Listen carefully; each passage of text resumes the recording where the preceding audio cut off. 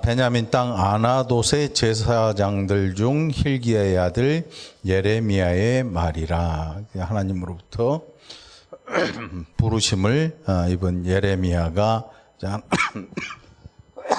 하나님의 말씀을 받아서 전하기 시작한 때, 그래서 아나돗, 베냐민 땅 아나돗이라는 지역의 제사장 가문의 hil기야라는 사람의 아들 예레미야의 말. 이 지역이 예루살렘으로부터 예루살렘 성전에서 한 4, 5km 정도 되나 봐요. 그러니까 여기 있던 제사장들이 걸어서 출퇴근을 할 수 있을 만한 거리에 살고 있었고, 아마 유서 깊은 이 제사장의 가문들 가운데에 예레미야의 이 가문이 이 성전을 섬기는 그런 일을 하고 있었던 것 같아요. 자, 그 일을 하고 있을 때에 아몬의 아들 유다 왕 요시야, 히스기야 다음에 므낫세가 왕이 됐죠. 그 다음에 아몬이 왕이 되고, 아몬의 아들 유다 왕 요시야가 다스린 지 13년이 지난 그때에 하나님의 말씀이 예레미야에게 임하셨다 그래요. 이 유다 왕국, 북이스라엘과 남왕국 유다를 통틀어서 가장 악랄한 왕이 누구냐? 므낫세 왕. 근데 희한하게도 므낫세 왕 때 나라가 잘 살아. 돈은 많아. 전쟁도 막 승리하고 그랬던데. 우시야 때도 그랬고.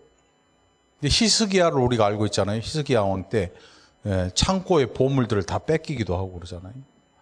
아합 왕, 이스라엘의 아합.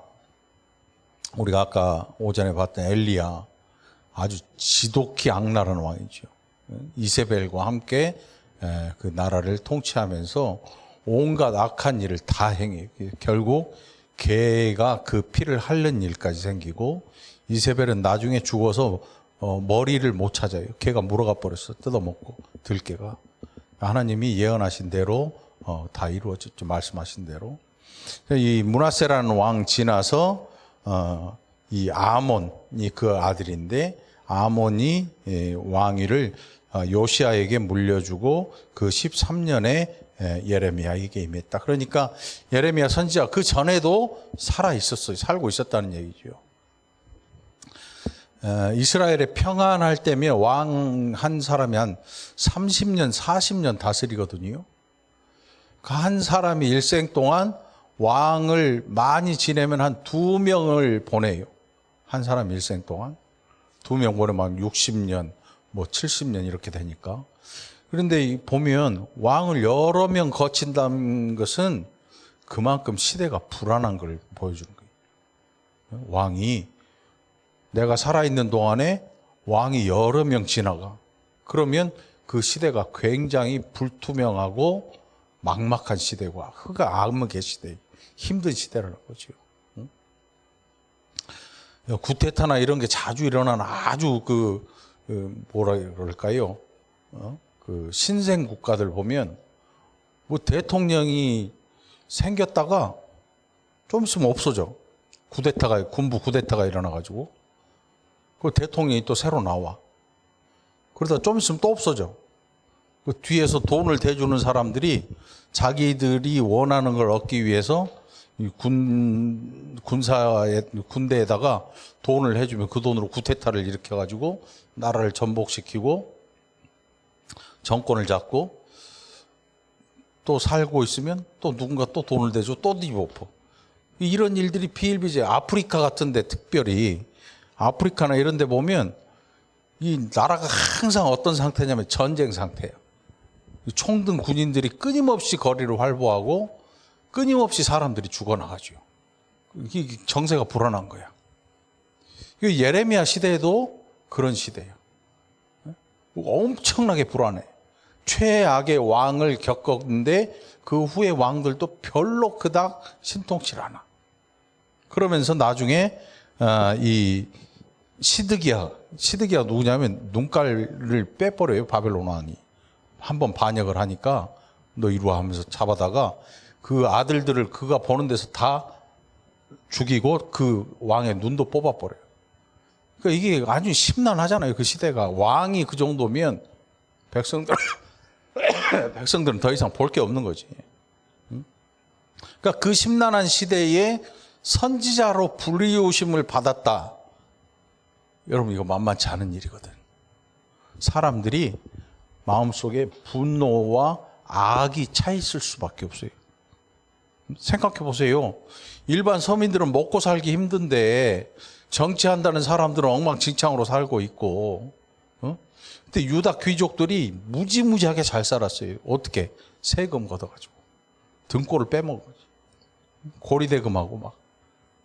하나님이 망한다 그러는데 에이 뭐 그런 일이 있겠어 하면서 고리대금을 통해서 백성들의 등골을 빼는 사람들이 많았단 말이에요.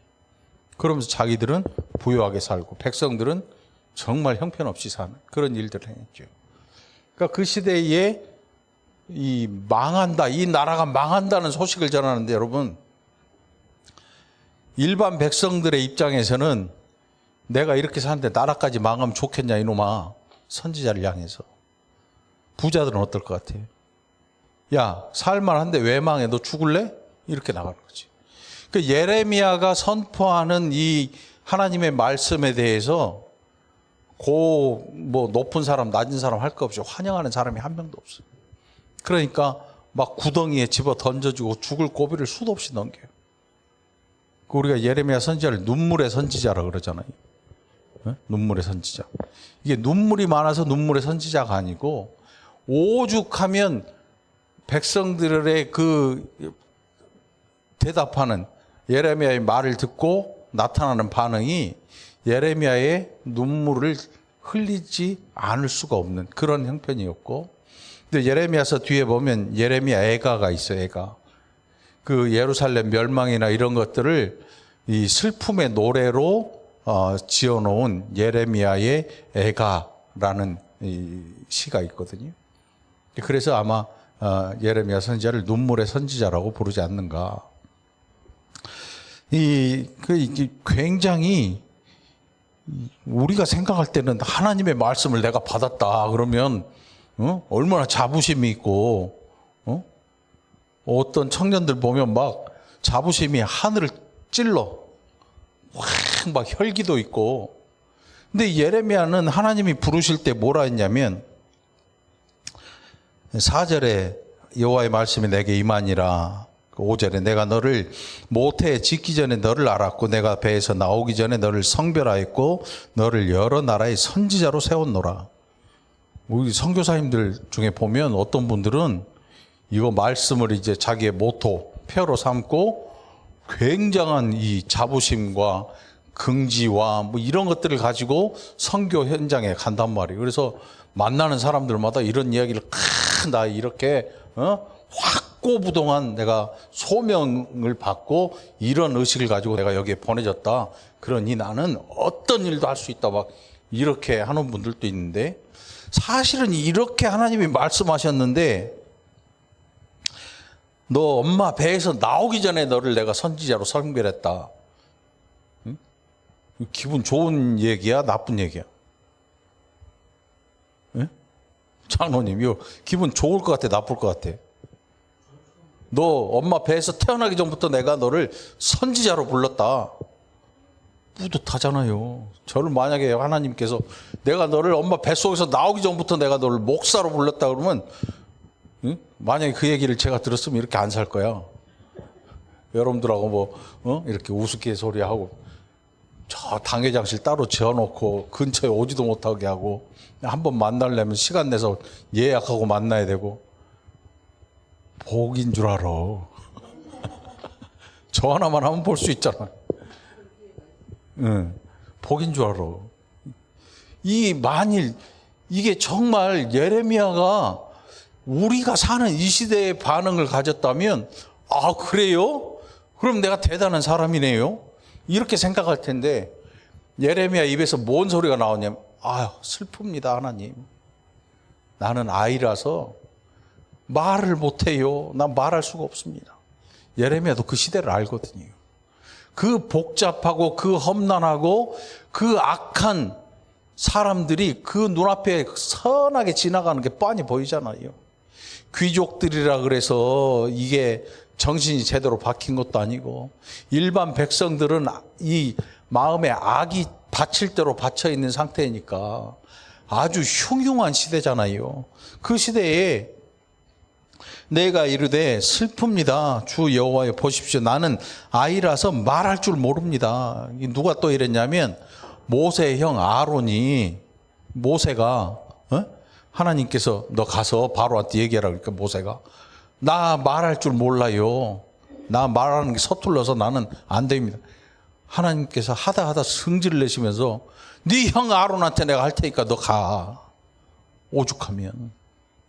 근데 모세 시대에도 만만치 않아요. 백성들이 나중에 광야에 가서 모세를 향해서 원망할 때 뭐라고 하냐면, 야, 우리 애굽에 무덤이 없어서 우리 다 죽이려고 여기 불러냈냐 광야에. 지금 생각해 보니까 애굽에서 우리가 노예로 살았지만 거기서 우리 먹고 싶은 거 먹고 일 끝나면 고기도 먹고 감자도 먹고 했던 그 시절이 그립다. 너 우리 어떡할래? 돌아가자. 백성들 만만치 않지요. 걸핏하면 돌 들고 모세 죽이려고 그래요. 그 시대에 선지자는 알아요. 지금 자기가 부름의 소명을 받고 하나님의 부름을 받은 게 이게 고난이라는 사실을 너무나 잘 아는 거죠. 그런데 우리 시대에는 이런 말을 들으면 나는 이렇게 해서 목회자가 됐습니다라고 아마 자부심을 갖는 거 보니까 할만한 것 같아. 할만한 세상인 것 같아. 그 시대와는 완전히 달라. 예레미야에게 하나님께서 너는 아이라 말하지 말고 내가 너를 누구에게 보내든지 너는 가. 그리고 내가 무엇을 명령하든지 너는 말해라. 두 가지잖아요. 너 어디로 보내든 누구한테 보내든 가서 말하고 전해라. 아이라고 하지 말아라 내 앞에서. 응? 하나님께서 아주 강력하게 예레미야를 그 전장 같은 속으로 밀어 넣으시는 거예요. 이게 영광의 일이 아니에요, 여러분. 우리는 뭐 주의 일에 헌신하니까 뭐 영광이고 뭐 하잖아. 선지자에게 이 일은 너무나 힘들고 어려운 눈물 나는 일이었거든요. 예레미야에게. 그 예레미야뿐이 아니라 선지자들은 다 알죠. 다 알아. 여러분 목사님 중에 누가 대접받습니까? 축복기도 해주고 신방 가서 뭐 사업장에 뭐 번성을 얘기하고. 그런데 삶의 내용을 아는데 사업장에 불러가지고 목사님 저희 사업 개업합니다. 와서 축복해 주세요 불렀는데 내가 보니까 장로님, 권사님, 안수 집사님 뭐 사는 게 별 신통치 않네. 이래가지고 복 받겠어요? 이 사업 접으세요. 개업식 와갖고 이렇게 가봐. 내가 장담하는데 그 다음 주부터 이 사람 교회 안 나와. 안 나오지. 그리고 그 사람만 떠나냐? 그 사람 친한 사람들, 야 목사님이라고 와가지고 이렇게 하고 갔는데 내가 그놈의 교회 나가나 봐라. 너도 나가지 마. 친한 사람 다 불러내지. 교회가 쑥 빠져나가겠지. 안 봐도 비디오잖아. 그런데 선지자들은, 진짜 선지자들은 그렇게 했거든. 오죽하면 예수님께서 그 유다 사람들에게 너희 조상들이 선지자를 돌로 쳐서 죽이지 않았느냐 그랬더니 그 말 듣고 예수님 또 잡아 죽이려고 그래. 그 자리를 피해 가셨지. 결국 우리는 하나님의 말씀을 축복의 말씀이라고 여기고 그런 말씀들을 골라서 찾는데, 실상 선지자들이 전한 하나님의 말씀은 축복의 말씀이 아니고 저주였어요, 거의. 왜 저주냐? 그들이 저주를 받을 게 살았거든. 선지자들이 저주를 한 게 아니고 그들의 삶이 하나님의 저주와 저주를 내리시는 그 삶에 똑같았어요. 저주받을 삶에 가까워가지. 그러니까 기분 나쁘지. 도둑질하고 강도질한 놈한테 가가지고 야, 이 도둑놈아! 그래봐. 내가 장담하는데 100에 99은 멱살을 잡고 말할 거야. 네가 나 도둑질한 거 봤냐? 이렇게 나올 거야. 봤다? 네가 나 도둑질한 거 봤냐? 네가 훔치는 거 봤냐? 이렇게 나와. 그럼 못 봤으면 할 말 없잖아. 선지자는 하나님의 말씀을 받고 그걸 전해야 돼.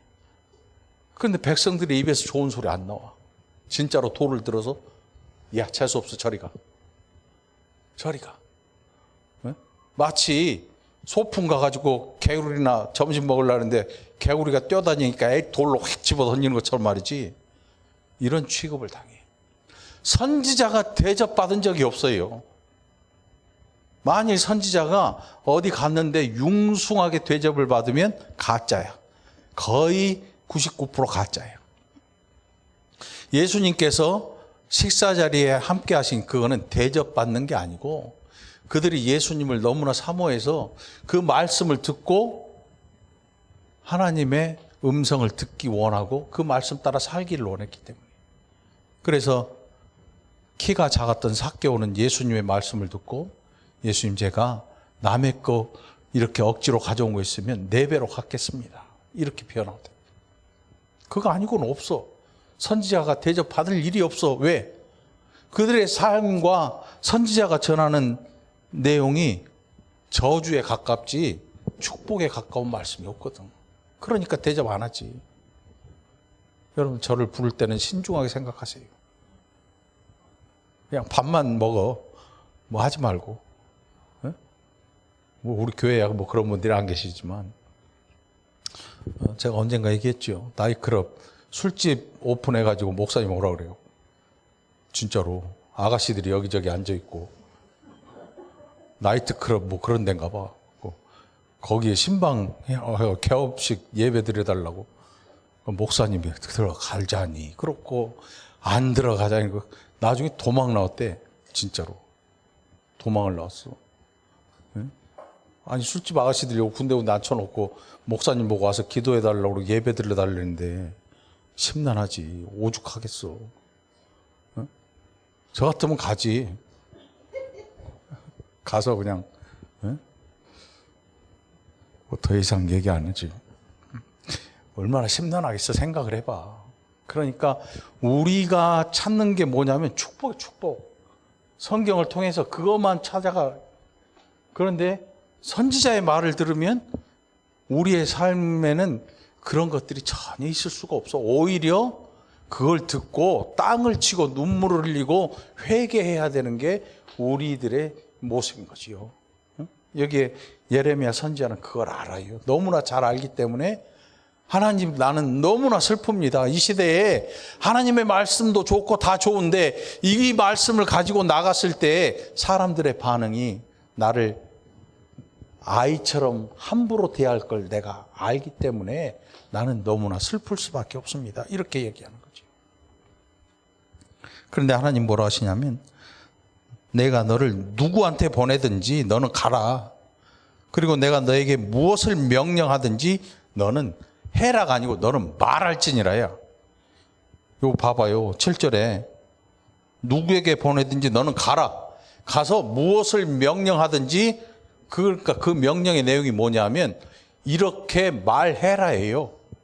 선지자들의 사명이 뭐냐면 가서 뭔가 일을 많이 해서 막 확장하고 키우는 게 아니고 선지자의 사명은 하나님께서 명령하신 그 말씀을 가지고 가서 그대로 전하는 거예요. 가감이 없어야 돼.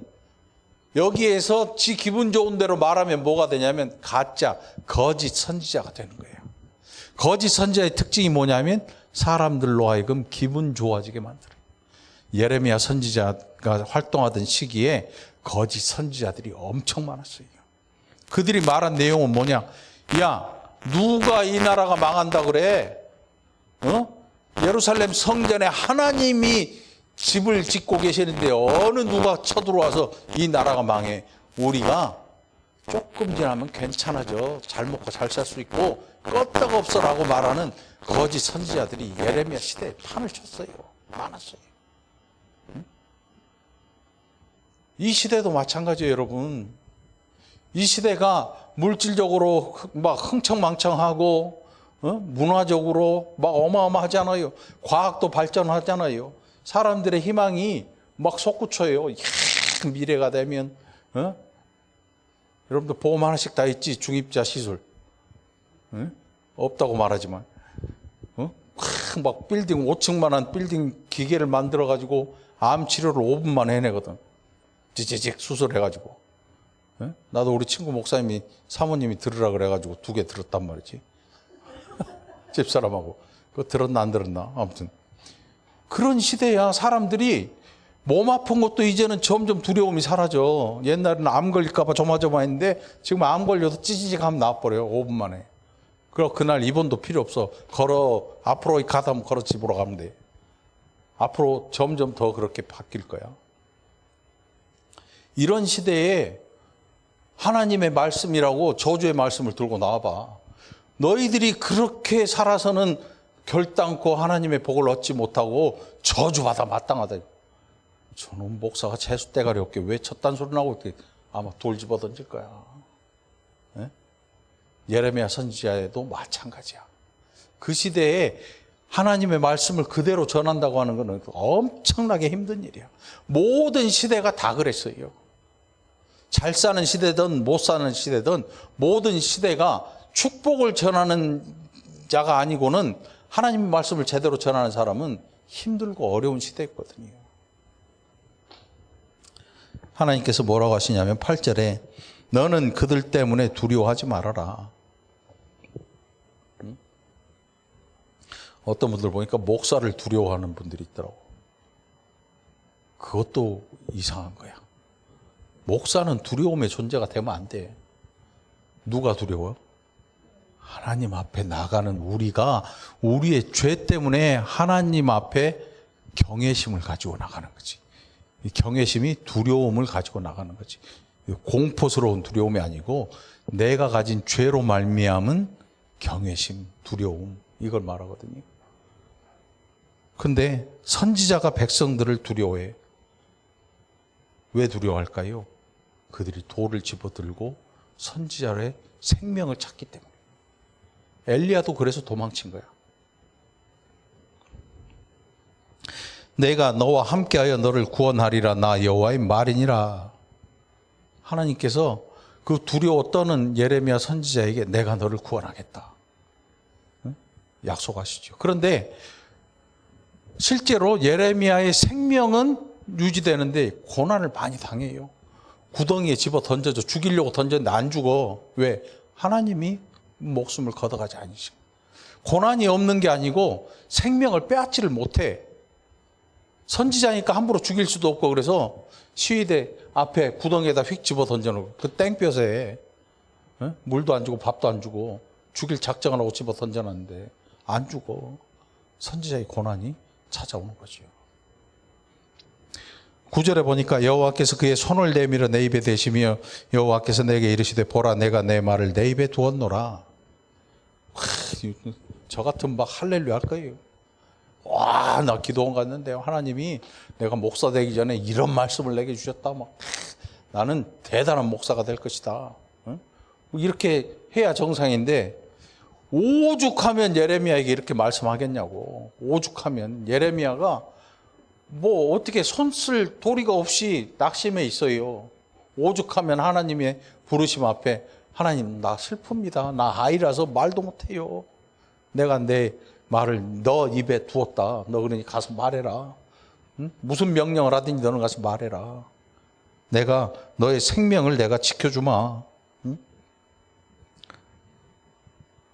10절에 보라 내가 오늘 너를 여러 나라와 여러 왕국 위에 세워 내가 그것들을 뽑고 파괴하며 파멸하고 넘어뜨리며 건설하고 심게 하였느니라. 이게 하나님이 누구를 통해서 하냐면 예레미야 선지자를 통해서 하시겠다는 거예요. 그런데 이게 실제로 예레미야 선지자가 뭐 칼로 전쟁을 하고 이런 게 아니고 예레미야가 전하는 이 말씀에 이것들이 들어있는 거예요. 주변 나라들이 망하고 이런 일들, 그 유다가 멸망하는 이런 일들. 그러니까 내가 그것들을 뽑고 파괴하며 파멸하고 넘어뜨리며 건설하고 심게 하였다. 그러니까 나라들이 멸망하고 또 새로운 나라가 일어나고 또 새로 심기워지고 자라남을 기대하는 그런 일들을 예레미야 선지자를 통해서 하시겠다고. 내가 너를 통하여 내가 오늘 너를 여러 나라와, 그러니까 내가 하나님이 예레미야 선지자를 통해서 하시겠다는 거지. 그 대단한 일이잖아요. 응?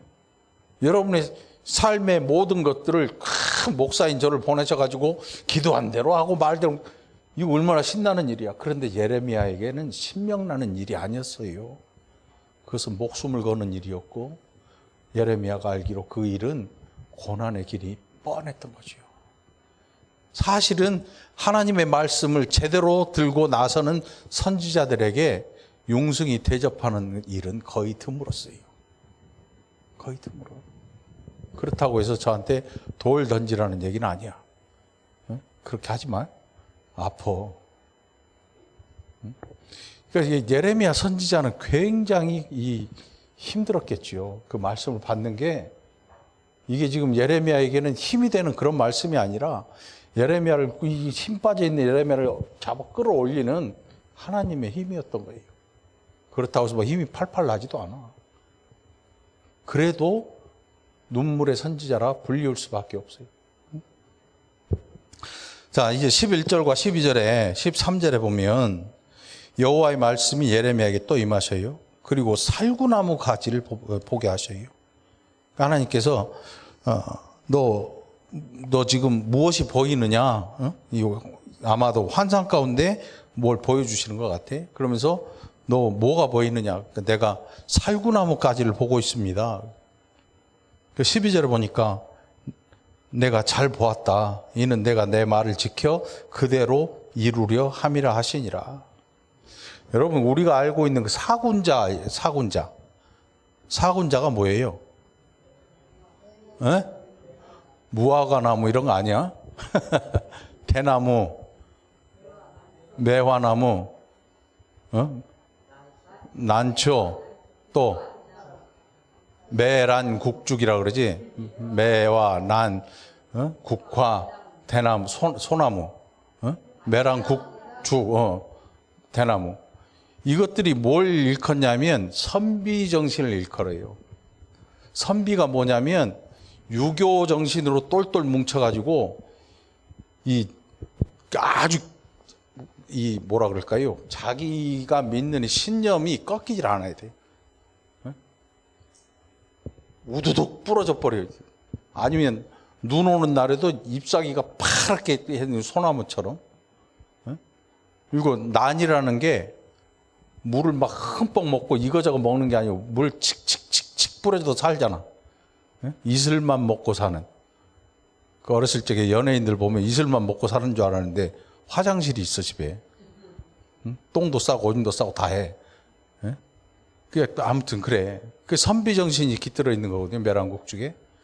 여기에 나오는 하나님께서 살구나무를 보여주시면서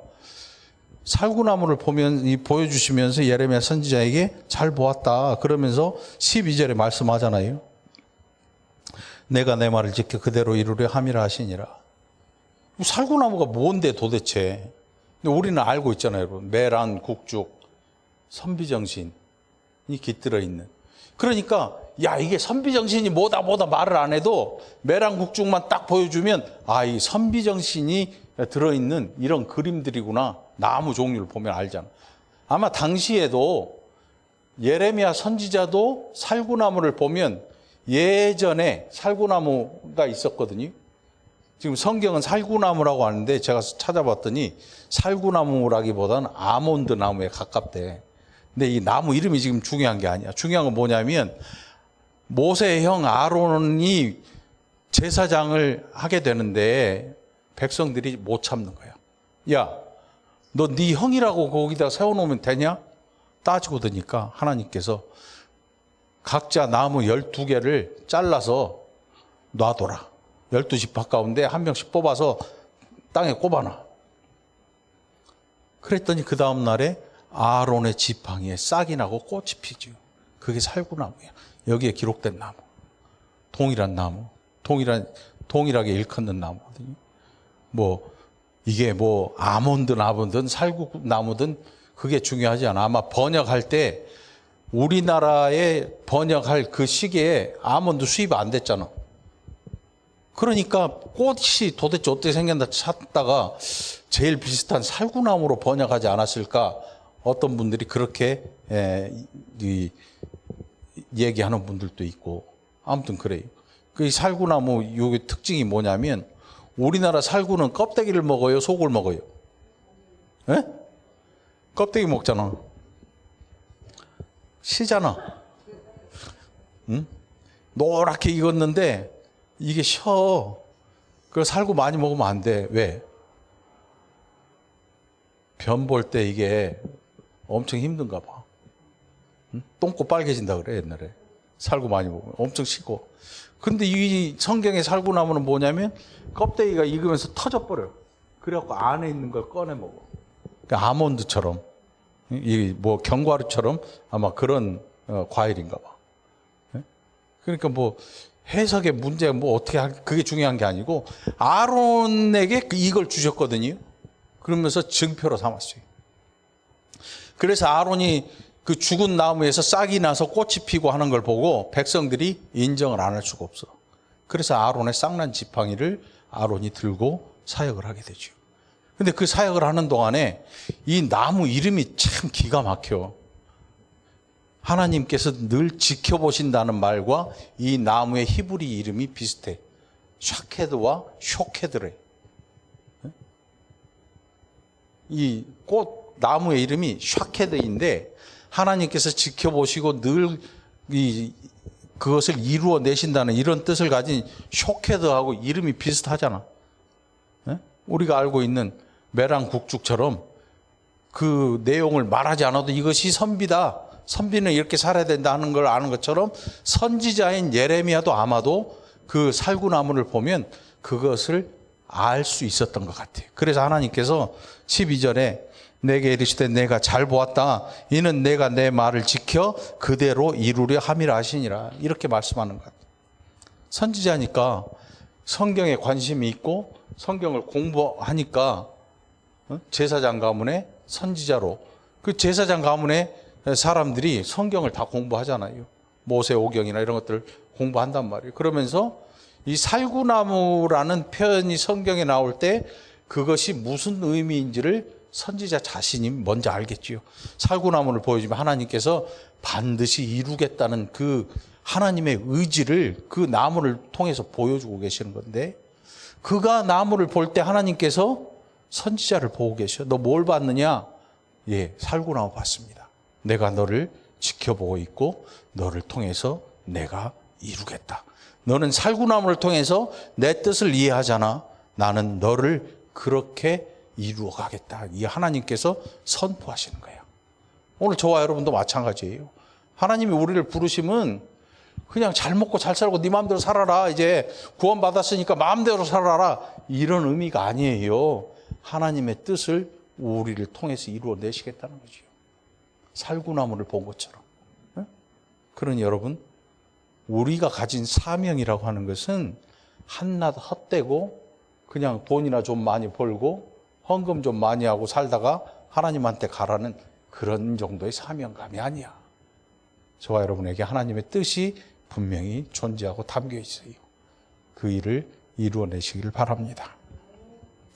자, 13절에 보니까 여호와의 말씀이 다시 내게 임하십니다. 내가 무엇을 보느냐? 끓는 가마를 봐요. 여러분 주방에 일하면 주방에서 봉사하시는 분들 보잖아. 저 끝에 가스레인지 켜놓고 냄비 얹어놓으면 어떻게 부글부글 끓잖아. 그거 넘어지면 돼, 안 돼? 생각만 해도 끔찍해. 예레미야 선지자가 그걸 봐. 북쪽에 있는 가마가 부글부글 끓고 있습니다. 그런데 그것이 윗면이 북에서부터 기울어집니다. 북쪽이 어디야? 아무튼 이게 이렇게 기울어진대. 북쪽에서 기울어져. 안에 버글버글 끓고 있는 그 가마의 내용물이 뒤집어져서 기울고 있다는 건 뭐예요? 그 속에 그 뜨거운 내용물이 밖으로 튀어나온다는 거잖아. 학교 급식하는데 가봤어요, 여러분? 학교 급식 가마 어마어마하게 커요. 내가 김경숙 권사님 부여에다가 그걸 갖다 놨는데, 처음에는 그건 줄 모르고 갖다 놨는데, 반신욕하라고 갖다 놨는데, 이상도 집사님 밑에서 불 떼고 그 안에 들어갔으면 큰일 날 뻔했어. 가마가 이만해. 차에 간신히 실려 올란도에. 엄청 커. 그게 한 국으로 퍼대면 한 500인분 나올 것 같아. 근데 거기 반신욕하라고 갖다 놨는데, 그 밑에 불 떼가지고 이렇게 올라 있으라는데, 이상도 집사님 거기 들어갔으면 큰일 날 뻔했어. 응? 큰일 나잖아. 밑에서 불 떼는데 안에 들어가면. 그 가마의 내용물이 쏟아진다고 생각을 해봐. 그 뜨거운 가마의 물이 아니, 이 안에 뭐가 들은지 알 수가 없잖아. 옛날에 뭐 전쟁 때 기름을 끓이기도 했으니까. 예레미야 선지자 보니까 그 윗면이 북에서부터 기울어졌습니다. 펄펄 끓는 가마를 내가 보고 있는데 윗면이 북으로부터 기울어졌습니다. 이 재앙을 말씀한 14절에 재앙이 북방에서 일어나 이 땅의 모든 주민들에게 부어지리라. 예루살렘 성의 멸망을 예고하시는 거예요. 근데 하나님 뭐라고 하셨어요? 살구나무 반드시 이루겠다. 누구를? 예레미야 선지자를 통해서. 그러니 예레미야 선지자가 예언한 이것은 예레미야 선지자가 생각해서 말한 게 아니에요. 항상 생각해서 말하는 선지자들은 문제가 있어. 가짜예요. 선지자들은 생각을 하는 게 아니고 하나님의 말씀을 그대로 받아서 그대로 전하는 거예요. 이게 선지자의 사명이거든요. 네? 그 성경을 가지고 자기 뜻대로 해석해가지고 사람들 기분 좋게 해버리면 가짜인 거야. 그건 정상이 아니거든. 네? 자, 이 북방 왕국들의 모든 족속들을 부를 것이다. 그들이 전쟁의 재앙을 가지고 그 나라로 들어오는 거예요. 유다로. 그래서 결국 어떤 일이 일어나냐면 바벨론 포로로 잡혀가는데 우리가 상상할 수 있는 모든 일들이 상상할 수 없는, 상상 안 하겠지. 너무 끔찍하니까. 그 백성들을 죽이는데 너무 끔찍해서 입에 담을 수 없을 만큼의 비참한 일들이 거기서 일어나요. 더 이상 할 말이 아이 죽이는 건 뭐 일도 아니고. 요즘도 뭐 서로 미사일 쏴대면 아이들 수없이 죽어나가잖아요. 아이들. 부녀의 배를 가르고, 아이벤 부녀의 배를 가르고. 태중에 있는 아이를 그냥 끄집어 내버리는 거야. 그만큼 잔악무도한 거지요. 인정사정 없는 거지. 그래서 결국 바벨론이 하나님의 심판대 앞에 사라지게 되는 것 같아요. 왜? 징계하라고 채찍을 들려줬는데 죽을 때까지 때려버리는 거지. 징계하는 것보다 훨씬 더 가혹하게 대하니까 너 이 뭔 짓이냐 하고 하나님의 징계가 바벨론에 내려지는 거예요. 자, 17절에 그러므로 너는 내 허리를 동이고 일어나 내가 내게 명령한 바를 다 그들에게 말하라. 그들 때문에 두려워하지 말라. 결국 이 내용이 뭐겠어요? 백성들이 두려워해야 되는데 백성들이 이 말을 듣고 화를 내고 선지자에게 손가락질하니까 선지자가 두려움을 갖게 되는 거예요. 전하는 사람이 오히려. 하나님의 말씀인데 거짓이 아닌데도 전하는 사람이. 우리나라 속담에 동대문 본 사람하고 안 본 사람하고 누가 이겨? 안 본 사람이 왜 이겨? 동대문 본 사람은 이놈 문짝에 밑에 문턱이 없네? 이러고 보고 간단 말이지. 이야, 옛날 우리나라 건물 다 문턱이 있잖아. 정승집 개가 죽으면 문지방이 달아 없어진다고 그러잖아요. 그 문턱이 다 있단 말이에요, 웬만한 집. 그런데 동대문, 남대문에 문턱이 없대. 가봤어, 안 가봤어? 그렇지, 누가 그걸 보겠냐고. 그걸 안 가본 사람은 고집을 펴. 야, 세상에 문턱 없는 문이 어딨어? 너 거짓말 하지 마. 나 가봤어. 너 헛것 본 거야. 그러니까 안 본 사람이 이겨. 안 본 사람이. 이 선지자도 마찬가지야. 두려워해야 될 사람은 안 두려워하고 엉뚱한 사람, 선지자가 이 말을 전하고 오히려 선지자가 두려워해야 돼. 동대문 봤는데 너 뭘 본 거야 도대체? 헛것 본 거 아니야. 헛소리 하지 마. 이렇게 나오니까 오히려 주눅이 된 거지.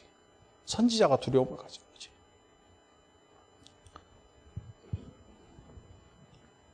내가 그들 앞에서 두려움을 당하지 않게 하겠다. 하나님께서 약속을 하시는 거예요. 예레미야에게.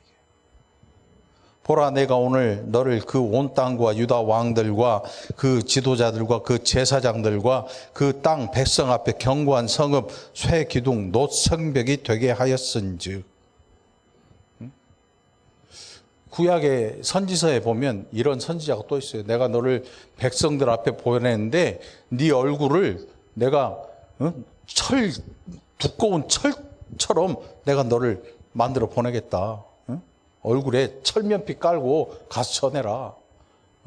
이렇게 한 선지자가 있었거든요. 이 예루살렘, 이 예레미야 선지자도 마찬가지죠. 그 대상이 누구냐면 유다 왕, 지도자, 제사장들. 제사장들도 그 당시에 다 썩어 있었던 거죠. 하나님의 말씀을 자기들 마음대로 해서 해석해서 축복의 말씀으로 다 바꾸는 거죠. 여러분들 그거 굉장히 위험한 거예요. 여러분들 가정에 있는 축복의 말씀들 있잖아요. 그것만 알아서는 안 돼. 그런 것들은 오히려 떼버려요. 그리고 성경을 차라리 읽어. 뭐 이곳에 들어오는 모든 이들에게 축복이 있기를. 그거는 그냥 가게에다 붙이는 거고, 성도들의 가정에는 그리스도로 자랑하자. 요거만 있으면 돼. 성경 구절 몇 장 몇 절 외우는 게 중요한 게 아니고, 내가 살아 평생에 내 일생토록 무엇을 하나님 앞에 사람들에게 내세우고 자랑할 것인가. 그리스도가 나의 자랑이면 되는 거지. 네? 자, 그들이 너를 치나 너를 이기지 못한다. 이는 내가 너와 함께하여 너를 구원할 것이기 때문이다. 여호와의 말이니라. 당장은 고난이 두렵고, 당장은 사람의 손가락질이나 비아냥이나 이런 일들이 두렵고 어려울지 모르지만, 결국 하나님께서 예레미야 선지자를 그 백성에게 보내신 목적과 이유를 생각하면 이것이 내 수치가 아니고 그 백성의 수치. 그런데 하나님이 그렇게 하시는 이유를 우리가 생각해 봐야 돼요. 이 백성들을 진짜로 멸망시키려면 전하지도 않아. 하나님의 음성을 들려줄 필요도 없어. 그래서 구약의 남은 자가 중요한 거야. 100명 모두가 구원되는 게 아니고 100명 가운데 존재하는 남은 자를 위해서 하나님이 일하고 계신다는 사실, 여러분들 기억하시기 바라요. 그 남은 자를 위해서 우리도 나가서 외치는 거예요. 누군지 알 길이 없어. 우리가 눈으로 판단하면 안 돼. 우리 생각으로 이 사람은 되고 이 사람은 안 돼? 그럼 당신이 하나님이냐? 아니잖아. 우리의 판단력이 아니라 하나님께서 우리를 보내시는 그 목적과 그 의도를 알고 가야 되는 거지. 남은 자, 몇 그루 안 되는 그루터기를 위해서 하나님이 보내시고, 그루터기에서 나오는 새 싹을 받아내어서 다시금 시작하시는 하나님, 그 놀라운 능력을 우리가 의지해야 될 줄 믿습니다. 그 능력에 의지해서 끝까지 견뎌내는 그리스도인 되기를 간절히 축원합니다. 기도합시다. 하나님 감사합니다. 일생토록 하나님 우리를 보내신 일이 두렵지 않게 하시고, 두려워도 떨려도 또 가서 전하는 자들이 되게 하여 주옵소서. 감사드렸고 예수님 이름으로 간절히 기도합나이다. 아멘.